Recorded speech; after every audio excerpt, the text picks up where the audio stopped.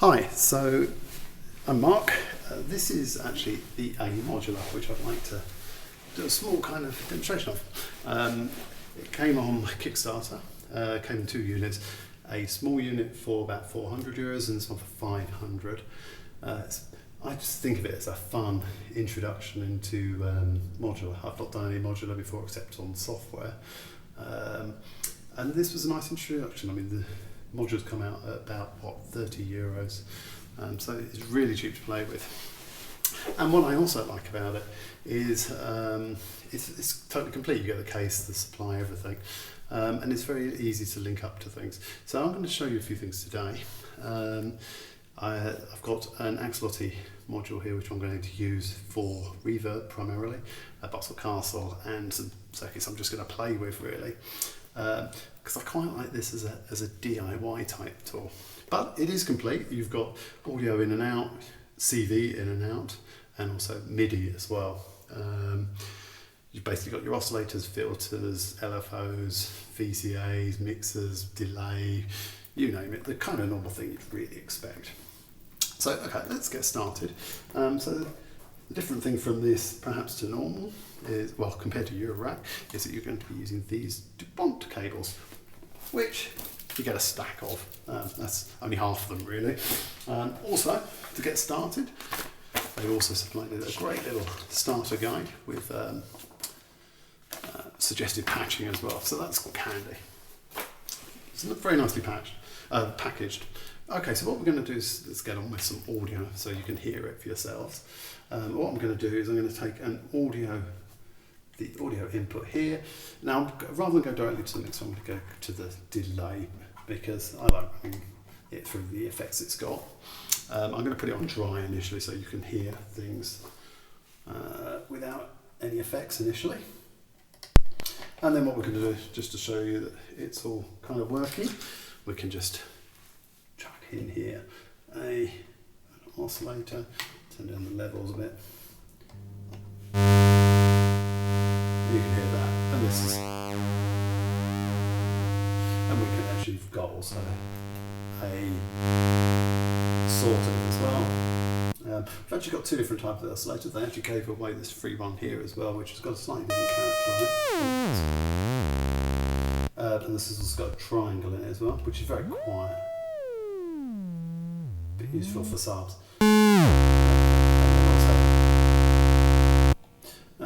And this again, you've got pulse width modulation and stuff. So, okay, let's start though with something pretty simple. What I'm going to do is actually take just initially a square wave. I'm going to put it into a multiple. Now, I actually quite like putting it into a multiple first because you can actually mix directly here. So we can actually take the multiple here, take it down to here, take it down level. But I can now mix in directly another oscillator by just actually connecting that to the multiple as well.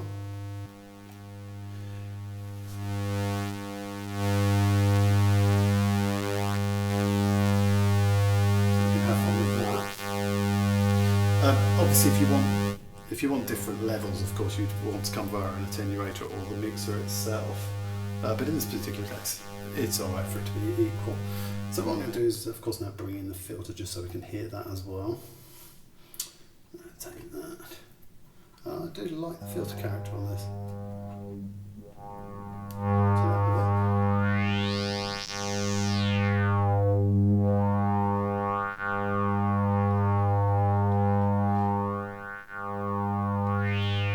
And we've got a band pass as well. And a high pass. So that's all quite good fun. Now, what can we do next? So let's give this a bit of animation, obviously by using an LFO seems reasonable. We could just do that by putting it into the CV input here.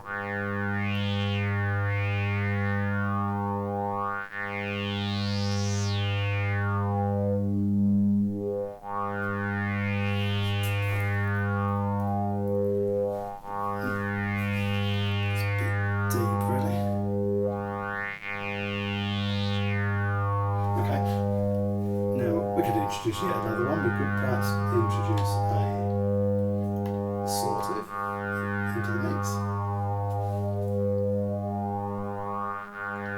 quite subtle now. Remember, they're all balanced at the moment. Now we can see what happens if we introduce the delay. The delay is quite interesting because actually at higher levels of feedback it actually introduces a really quite nice distortion.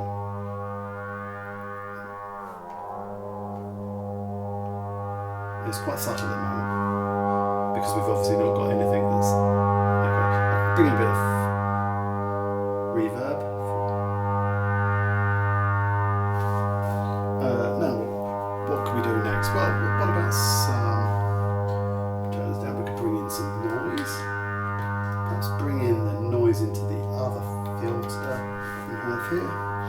We could then actually perhaps trigger that from an LFO. So we'll take this into an envelope. We'll take the output of the envelope back into a filter. Now, if we have this right. Oh, sorry, I need to take the output of the filter, of course.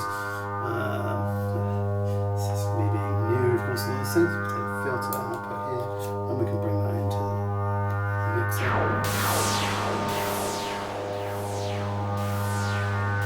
That's a little bit slow.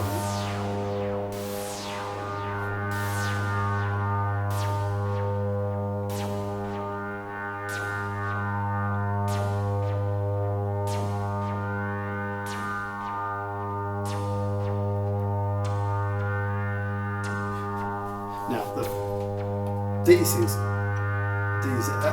envelopes can be really fast or slow. You've got two settings for them. Now we could turn that into being a bit more random by, for example, taking the noise output also has a digital noise output, which is actually handy for other things. So we could bring that, for example, into the input, and we could, instead of actually triggering now the noise directly, we could take that out and sample and hold, which will get a bit more randomness in it.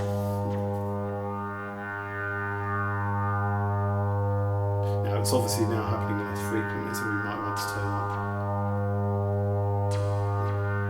We can also. Okay, so that was just really a quick play. Now, the great thing about Modular is we just turn it all off and then start taking out wires, because why not? So now I'm going to just show a couple of the quick things before I get on to some more interesting stuff. What I want to show here is, let's do a quick, we can show you some MIDI. So for example, if we now connect this oscillator to the filter again.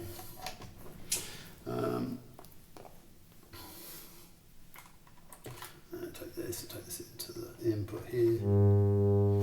We can just, I've actually got the Oscillators here, I've got some CV control, I've got some CV control, I've got some MIDI control coming on. And we can of course also, assuming I've got this thing connected, I can also take, for example, I can control the pitch of this. Let's turn that down a bit.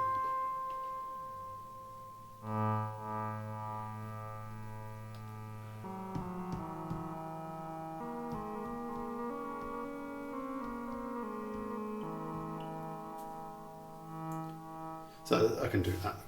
You can control that via MIDI. I'm going to actually do a second part after this, which is going to actually go into some more interesting stuff. It's going to be using the bass castle here and also this little circuit and show you how we can integrate it. That will also demonstrate with the bass, the castle and the CV as well. So that'll be for part 2. Thanks.